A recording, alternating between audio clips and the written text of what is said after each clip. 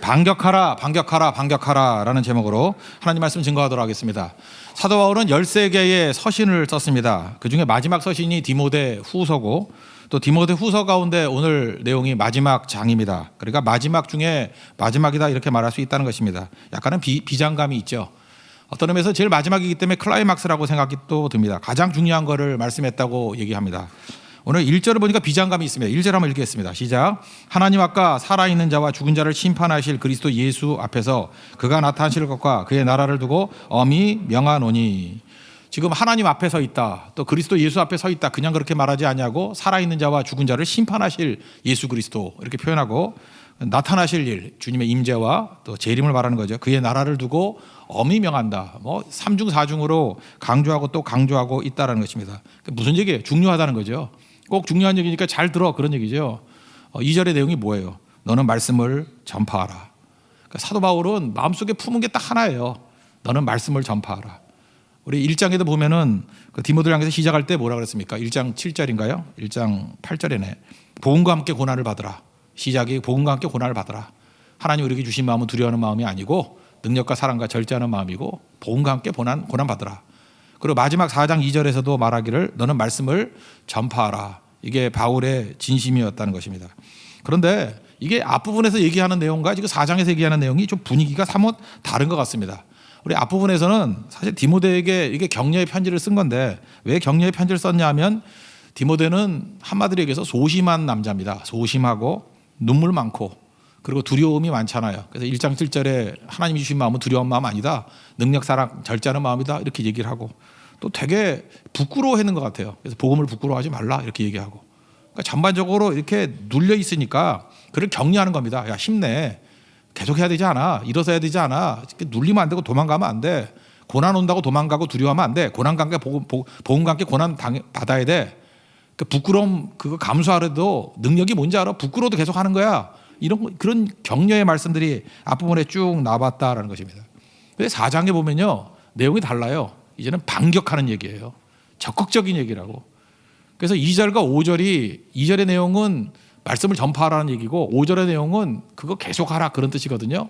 근데 이게 뭐 제가 너무 심하게 본지 모르지만 2절과 5절이 3절과 4절의 세상의 모습을 포위하고 있어요. 2절이 포위하고 5절이 포위하고, 3절과 4절이 세상의 모양이거든요. 세상의 모양이 어떤 모양입니까? 3절 4절 한번 세상의 모양을 읽어보겠습니다. 시작. 때가 이르니 사람이 바른 교훈을 받지 아니하며 귀가 가려워서 자기의 사욕을 따를 스승을 많이 두고 또 귀를 진리에서 돌이켜 허탄한 이야기를 따르리라. 바른 교훈 받지 않는다, 건전한 교훈 받지 아니하고 귀가 가려워서 자기 감각에 민감하다는 거죠. 그래서 자기의 사욕을 따를 스승을 많이 두고, 여기 중요한 게 자기의 사욕이에요. 그러니까 무슨 얘기입니까? 듣고 싶은 거 듣는다는 거예요. 자기가 듣고 싶은 얘기 해주는데 주르르 몰려가고, 지금도 그렇지 않습니까? 뭐 클릭수 많은데, 뭐 좋아요 많은데, 듣기 좋은 거 내가 원하는 얘기 해달라는 거예요. 인기 위주로 나가고, 이게 말세의 특징이라는 거예요. 이런 식으로 한다는 거예요. 자기 듣기 좋은 대로. 여러분 듣기 좋은 것만 계속 들으면 여러분 지옥 갑니다.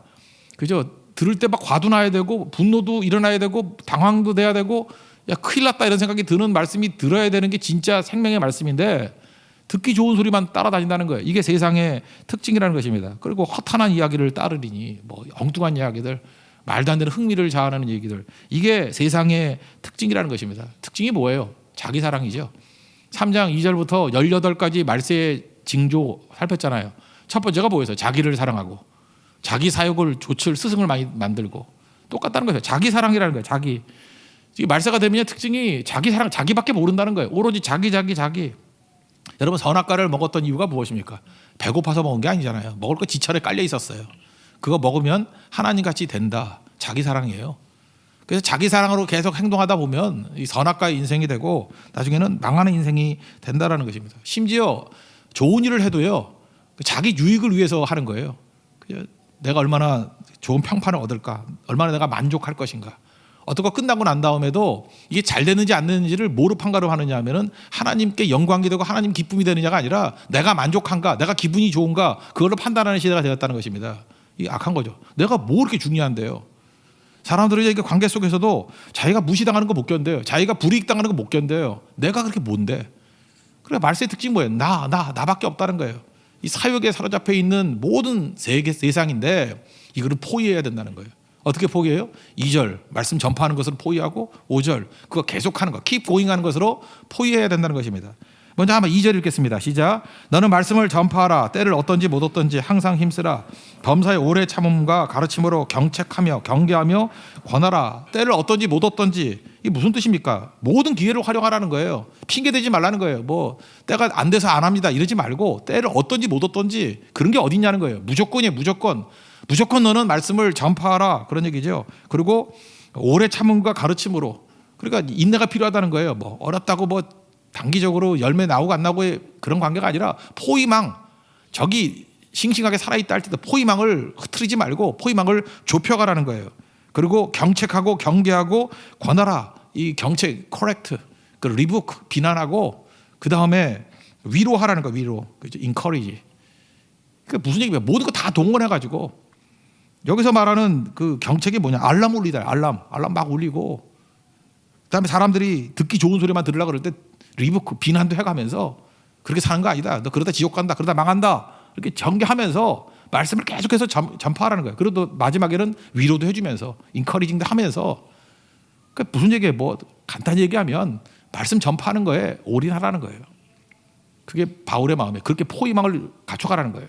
그리고 5절에 가면 이거 하다가 잠시 하다 말 수 있잖아요. 이거 계속하는 거야. keep going. 계속하라는 거예요. 5절 한번 읽겠습니다. 시작. 그러나 너는 모든 일에 신중하여 고난을 받으며 전도자의 일을 하며 내 직무를 다하라. 신중하라는 뜻이 재미있대요. 술 깨라예요. 제정신 차리고 살라는 거예요. 정신 잃지 말라는 거예요. 어디 매이지 말라는 거예요. 끌려다니지 말라는 거예요. 신중하여요. 제정신으로 살라. 제정신으로. 지금 가끔마다 보면 목사들도 제정신이 아닌 사람이 있어요. 뭐 축구에 빠져가지고 목회하라고 맨날 연락 오는데 축구하자고 연락 와요. 축구에 빠져 있어요. 그거 내가 볼 때 우리는 말씀 외에는 매니아가 되면 안 돼요. 이제 뭐 축구에 너무 빠져가지고 어떤 사람은 또 게임에 빠져가지고 어떤 사람은 다도에 빠져가지고 맨날 차 마시자 그러고 그 차 마시는 횟수만큼 전도를 안 해요. 그죠? 이게 문제가 있는 거죠. 그때마다 이 메시지의 특징이 뭐예요? 적당히 해라. 그 예수 믿는 사람들은 어디에 매니아가 되는 거 아니에요. 적당히 해라. 신발 사겠다고 줄 서는 거 적당히 해라. 그죠? 적당히 해라. 적당히. 신중하라는 거예요. 신중하라. 그리고 고난을 받으며 우리가 지금 이 옆에서 열매가 없다 그런 게 실패의 사인이 아닙니다. 낙심할 이유 없어요. 하나님께 최종 승리 주실 거 아니에요. 여러분 능력이 뭐라 그랬어요? 고난이 오더라도 계속하는 게 능력이라고 그랬잖아요. 그죠? 능력이 뭐예요? 부끄러움이 오더라도 계속할 수 있는 거. 그러니까 keep going 할 수 있는 능력이라고. 능력 받아서 계속 하라는 것입니다. 그래서 전도자 일을 하며 내 직무를 다하라. 계속하라. 계속하라. 계속하라. 세상 사람들은요 정말로 이 복음 증거하는 거 싫어해요. 우리 가족들도 싫어하고요. 복음 전도한다 그럴 때 이렇게 격려해 준다는 거 그런 거 없습니다. 왜냐하면 마귀가 제일 싫어하는 거기 때문에 사람들에게 이런 싫어하는 마음들 다 심겨줘요. 그렇지만 그때 낙심하지 말고 전도자 일을 계속하고 직무를 붙들고 계속하라. 저는 바울의 이 메시지 속에서 이런 말씀이 들어요. 반격하라.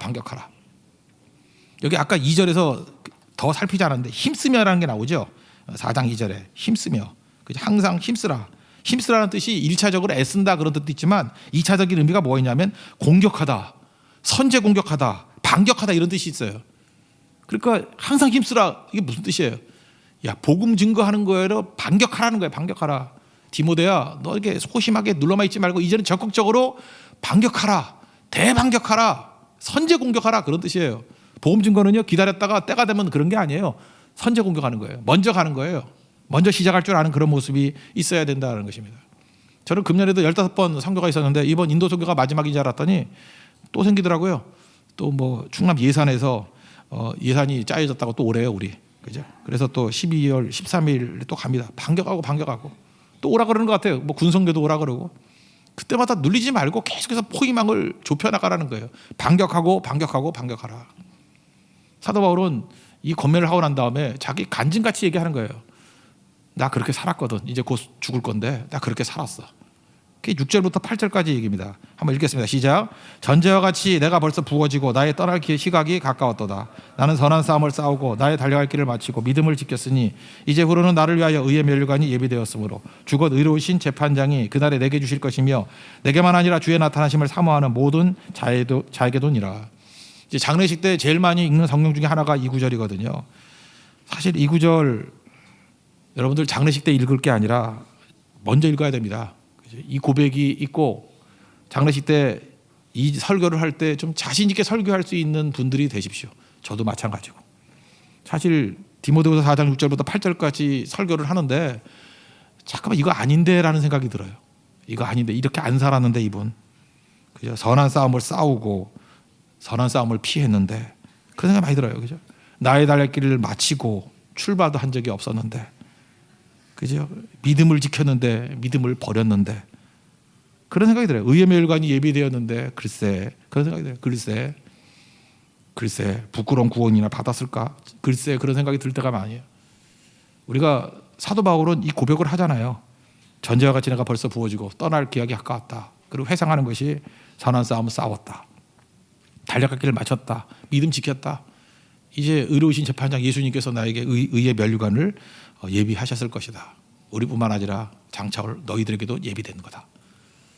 이거 기다리면서 우리가 너는 말씀을 전파하라 하는 일에 집중하는 그래서 우리 교회가 이 음성을 듣기를 원합니다. 반격하라. 대반격하라. 항상 마귀를 향해서 대반격하고 세상을 향해서 포위망을 좁혀가면서 대반격할 수 있는 우리 하나님의 신실한 종 되기를 축원합니다. 그 다음 얘기들은 이제 9절부터 22절까지는 첨언이라 그러죠. 편지 쓰고 난 다음에 PS 이렇게 쓰잖아요. 이게 포스트 스크립트라 그래서 뭐 첨언하는 거. 그래서 이건 결론이라기보다는 첨언인데 사도 바울이 자기 자신의 심정을 이렇게 담담하게 고백을 해요. 근데 이거 다시 읽어보니까 굉장히 은혜가 되는 거예요. 사도 바울의 신앙의 내면을 읽을 수 있는 것 같아요. 이게 고백하는 것도 중요하지만 그냥 그거 아니고 간접적으로 쭉 얘기하다가 얼핏 보였을 때 훨씬 더 감동이 크죠. 사도 바울이 이런 마음 먹고 살았구나 이런 거를 발견할 수 있다는 것입니다. 오히려 저는 이게 더 은혜가 되더라고요. 첫 번째는 9절부터 22절까지는요. 이거예요. 합력하여 선을 이룬다는 걸 믿으라는 거죠. 다양한 사람 만났습니다. 그죠? 다양한 사람 만났는데 여기 6명 언급이 되거든요. 버린 사람이 있어요. 자기를 버리고 뭐 배신한 거죠. 데마 버린 사람. 떠난 사람이 있어요. 그레스게하고 디도. 이건 배신까지는 아니지만 나 못하겠어요 하고 이렇게 떠난 것 같아요. 이렇게 사역지를 떠난 것 같아요. 그 정도. 그다음 남은 사람이 있어요. 누가가 남았어요. 그리고 떠났다가 돌아온 사람이 있어요. 대표적인 마가죠. 사도행전에 보면은 1차 전도여행 끝나고 난 다음에 도망쳤잖아요. 돌아왔는가 봐 마가. 그다음에 돌아올 사람이 있어요. 두기고라고. 여기 다양한 사람들이 있지 않습니까? 다양한 사람들. 한번 우리 9절부터 12절까지 한번 읽겠습니다. 시작. 너는 어서 속히 내게로 오라. 데마는 이 세상을 사랑하여 나를 버리고 데살로니가로 갔고 그레스에게는 갈라디아로 디도는 달마디아로 갔고 누가만 나와 함께 있느니라. 내가 올 때 마가를 데리고 오라. 그가 나의 일에 유익하니라. 두기고는 에베소로 보내었노라. 지금 사도 바울이 6명의 사람을 지금 거명하고 있는데 다양한 거예요. 저는 이걸 통해서 이런 걸 느꼈어요. 저도 사역을 하다 보면 동역자들이 많이 있지 않았습니까? 뭐 떠난 사람, 또 뭐 버린 사람, 진짜 뭐 배신하고 버린 사람, 떠난 사람, 남은 사람, 떠났다가 돌아온 사람, 다시 돌아올 사람. 근데 그거예요. 이 메시지가 뭐냐면 사람 믿을 게 못 된다는 거예요. 사람은 이렇게 다양하니까 너무 사람 믿으려고 그러지 말고 100% 신실한 사람도 없어. 맨날 하는 얘기지만 사람은 믿을 대상이 아니고 사랑할 대상이야. 바울은 그걸 믿었던 것 같아요. 그죠? 그리고 떠난 사람이라고 나쁜 사람이라고 말하지 말라. 뭐 이런 뉘앙스가 있는가? 뒤에도 나오죠. 그렇게 너무 책망하지 말라고. 그 하나님이 어떻게 사용할지 모른다고. 우리가 배신하고 떠나면 마음이 아프잖아요. 아픈데 그냥 그만 아파라. 적당히 해라. 그런 거예요. 하나님이 그거 어떻게 사용할지 어떻게 아느냐 그런 거죠. 우리가 실패라고 생각하는 것들이 있는데 그 실패가 아니라는 것입니다. 합력하여 선을 이름을 믿으라 이런 거예요. 그죠? 인간의 모든 오류의 합보다도 하나님의 선하심의 능력이 더 커요. 우리가 뭐 난장판을 치고 난리를 쳐도 뭐 우리 그러잖아요. 지금 뭐 교회가 약화되고 뭐 문제가 있고 하여튼 인간의 오류 문제 다 합친 것보다 하나님의 은혜가 더 커요. 하나님이 하시면 못할 일이 뭐가 있겠냐 그런 거죠. 우리 사도행전 8장 같은 데 한번 기억해 보십시오. 스데반 순교당해 7장에서 8장에 보니까 막 큰 그 핍박이 일어나요. 다 잡아 죽이고 감옥에 집어넣고 사도회는 뭐 다 흩어졌다 그러잖아요. 도망쳤어요. 거기 보니까 스데반 이제 장례 치르고 그다음에 많은 사람이 울었어요. 우는 게 뭐 좋은 거 아니잖아요. 그죠? 이 통곡이에요. 아픔의 운물. 거기다가 뭐 바울이 막 잔멸하고 다녀서 사람들이 많이 감옥에 들어가고. 그러니까 이게 하나도 좋은 게 아니죠. 그런데 어떤 일이 벌어져요? 그렇게 해서 도망친 사람들이 흩어진 사람들이 두루 다니며 복음을 증거했대요. 그래서 1, 2, 3, 4절 보면은 야 이거 큰일 났네, 실패네, 이거 문제네. 근데 여러분 사도행전 8장이 큰 부흥의 장인 거 아십니까? 사마리아에 큰 부흥이 일어났고요. 빌립이 가가지고 그 다음에 에디오피아 내시가 예수 믿고 거기 겁트 기독교 만든 거예요. 이디오피아에 부흥이 일어나는 계기가 돼버렸다고요. 그래서 큰 부흥의 두 가지 사건이 벌어지는 게 사도행전 8장이에요. 어찌 이런 일이 크게 보라는 거예요. 우리가 볼 땐 핍박같이 보이고 무너진 것 같이 보이지만 하나님은 그것을 사용하셔서 선을 이루신다는 거예요. 여러분 믿습니까? 내 삶 속에서 내가 병들고 왜 네 인생 가운데 이런 어려움이 처하게 되지? 왜 실패했지? 왜 이렇게 사람들이 배신하고 떠나가지? 그게 나중에 어떻게 될지 모르는 거예요. 바울은 지금 그 고백을 하는 거예요. 내가 지금 6명의 사람들이 쫓겼었는데 지금도 모르는 거 아니에요? 마가는 돌아왔잖아요. 또 어떻게 될지 모르는 거죠. 대마가 배신하고 갔지만 나중에 어떻게 될지 모르는 거잖아요. 성경에는 돌아왔다는 기록은 없어요. 그렇지만 돌아왔는지 누가 알아요?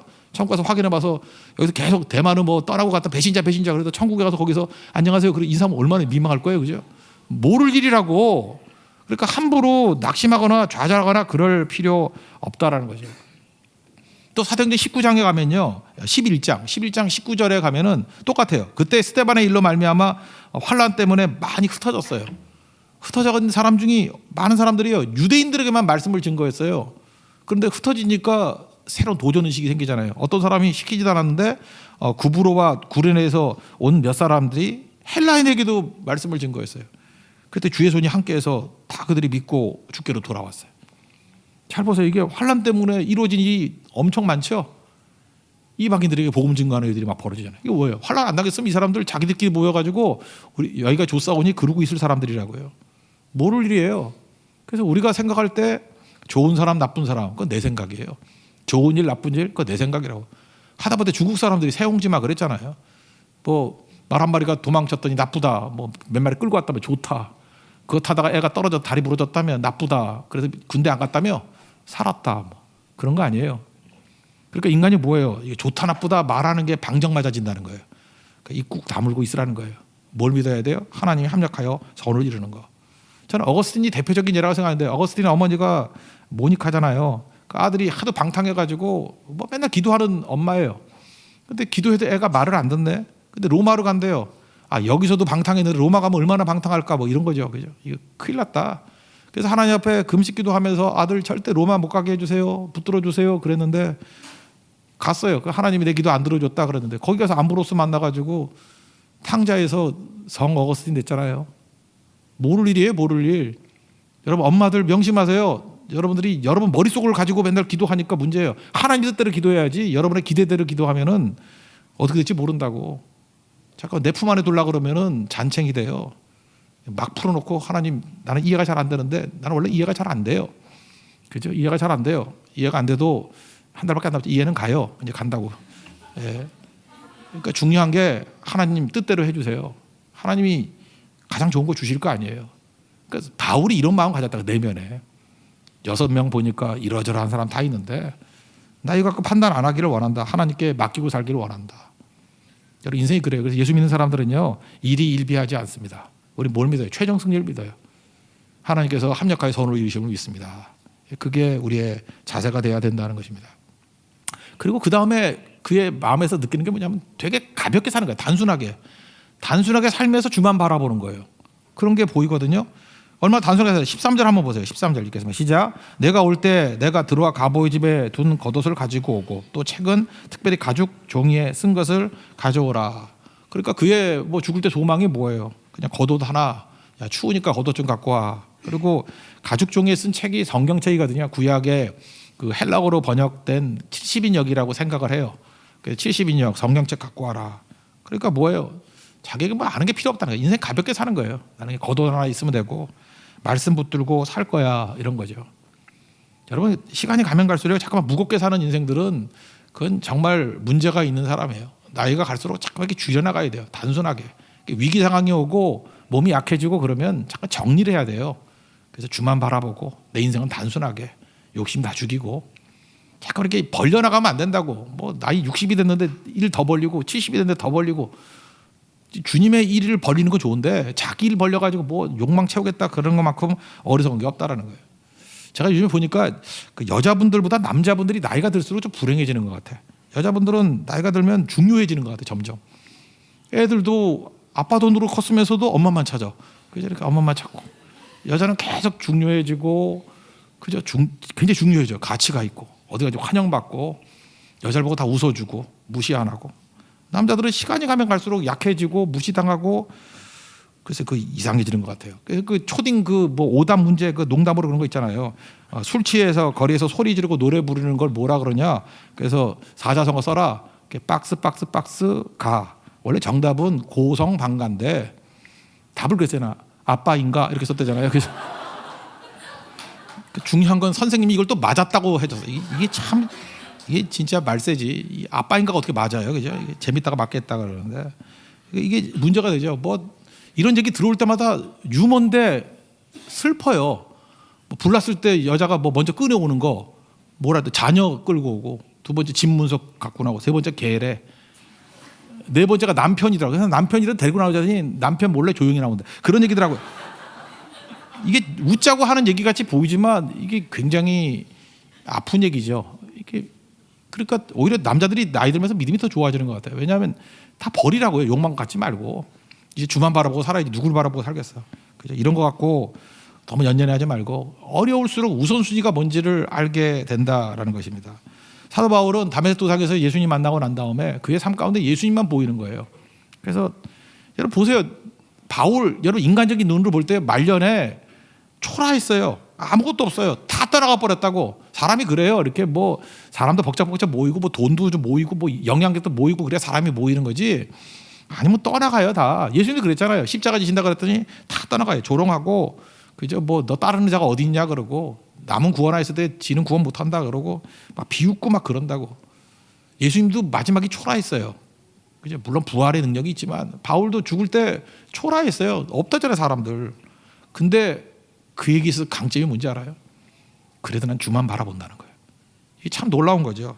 16절부터 18절까지 한번 읽겠습니다. 시작. 내가 처음 변명할 때 나와 함께한 자가 하나도 없고 다 나를 버렸으나 그들에게 허물을 돌리지 않기를 원하노라. 주께서 내 곁에 서서 나에게 힘을 주심은 나로 말미암아 선포된 말씀이 온전히 전파되어 모든 이방인이 듣게 하려 하심이니 내가 사자의 입에서 건짐을 받았느니라. 주께서 나를 모든 악한 일에서 건져내시고 또 그의 천국에 들어가도록 구원하시리니 그에게 영광이 세세 무궁토록 있을지어다. 아멘.